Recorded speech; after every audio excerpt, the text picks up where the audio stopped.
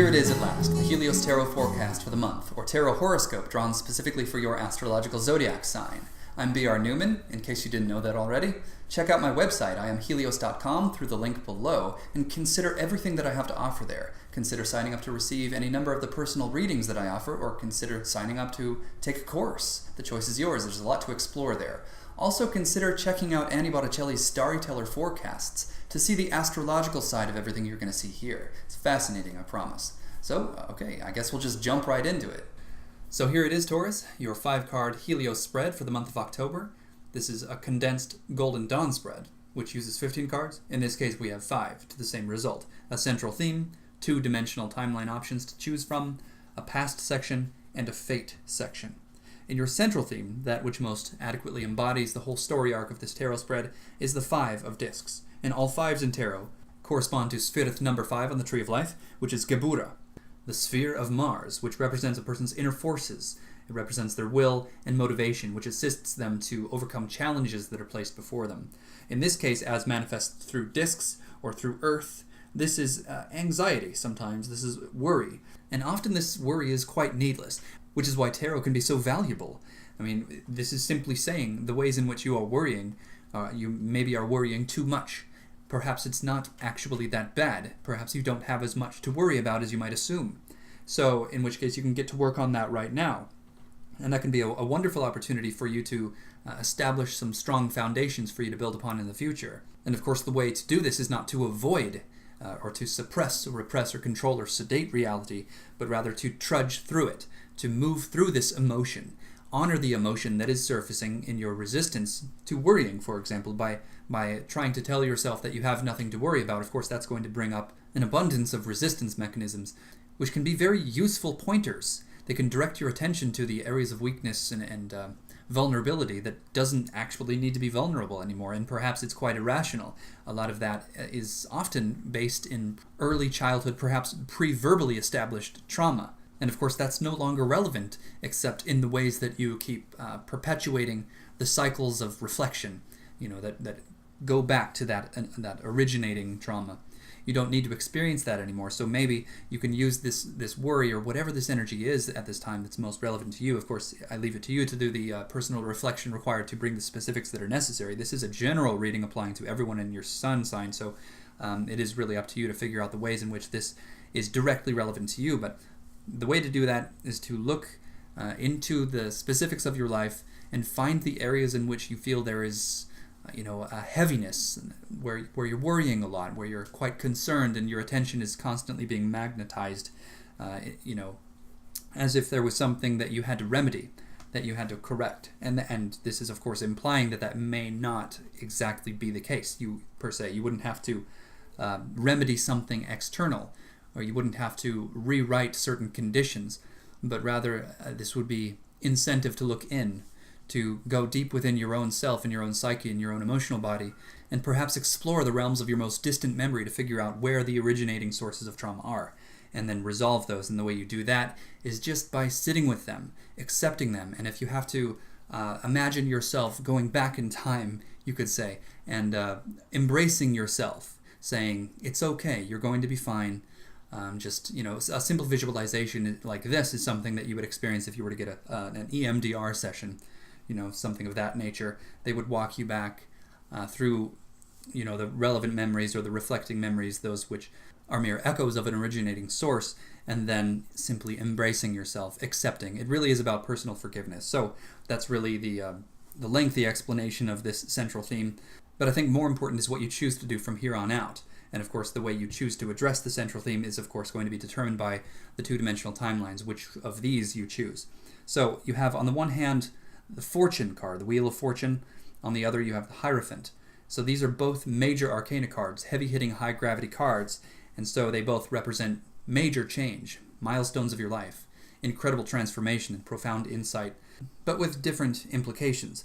The Fortune implies some kind of autonomous modification of the external, whereas the Hierophant has to do with some kind of internal change that allows, the chain of cause and effect to be modified according to that, the nature of that personal change.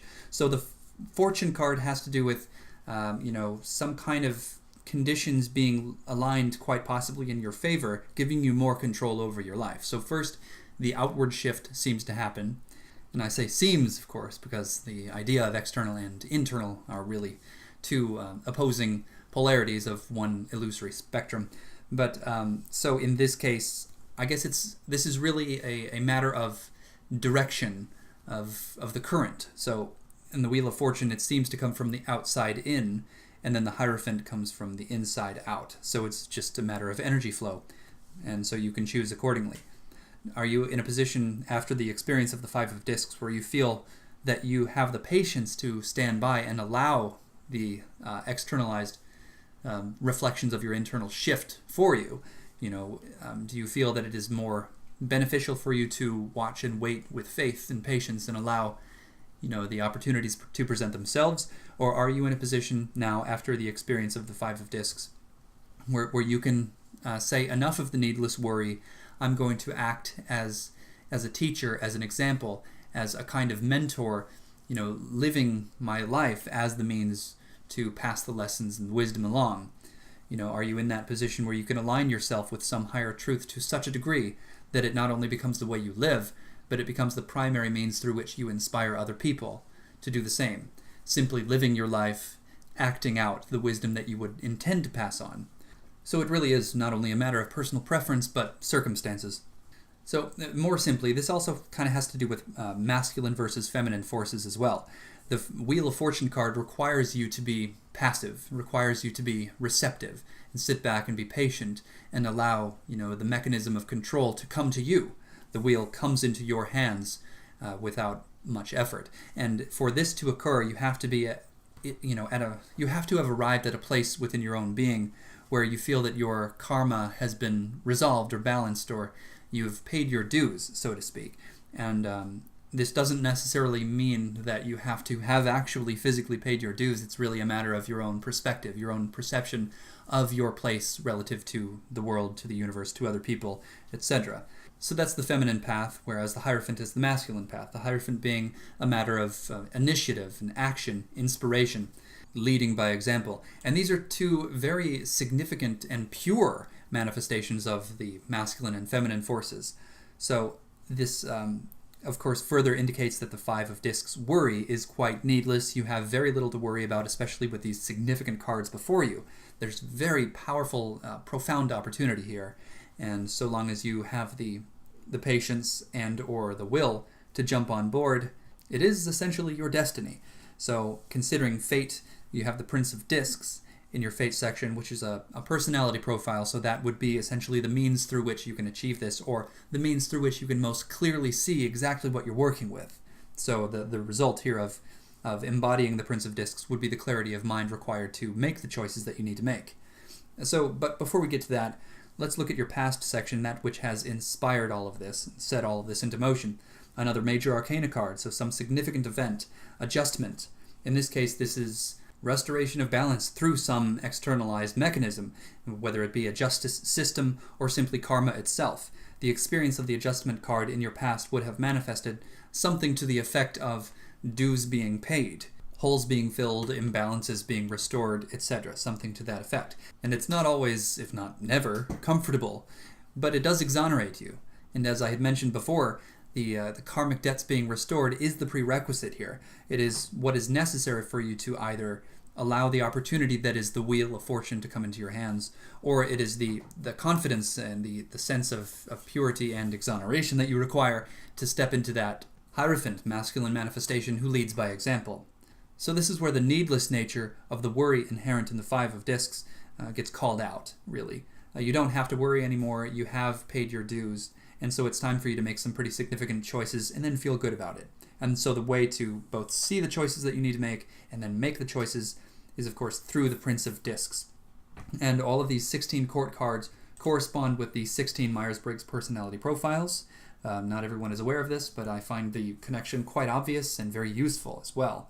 So this Prince of Discs corresponds to the ESFP, or the Extroverted Sensing Feeling Perceiver. So this is somebody very generous, somebody who has the outlook that you only go around once in life. So because of that, they allow themselves to be loyal to their own sense of spontaneity. This is somebody who loves surprises and can handle them because they know that they're going to stay the course. This is somebody very reliable, very persistent and consistent, and extremely dependable. Okay, but they're also quite capable of juggling multiple projects at one time, so they're not necessarily abandoning the whole wide, broad, and infinite realm of potentiality by choosing a specific goal. They're quite capable of handling it all. So what is it precisely that makes that all possible? They are extremely hardworking. You have to be willing to take on a pretty heavy workload, but it doesn't have to feel like work. That's the whole idea. It can be quite free-flowing and creative and spontaneous. You just have to keep at it. But worry cannot be the motivation. So, by transcending the worry, recognizing its needless nature, only then can you step into the Prince of Discs expression and allow yourself to not only see the choices that you have to make, to see the opportunities that are there, but to take advantage of them, to take action, and be excited about being responsible. At the very least, this comes with the promise that you would not have to keep reliving that adjustment paradigm through which some seemingly external justice or balance restoration mechanism has to step in and work you a bit in order for you to feel exonerated enough to step up in the way you're required to. And that about wraps this up for the month, so thank you for listening to this and for watching. Please do consider contacting me for a personal reading. We can take this so far and go so much deeper than we have here. It's pretty remarkable, really. You can gain so much, as many people have already. IamHelios.com is the website. I'm B.R. Newman. Thanks again.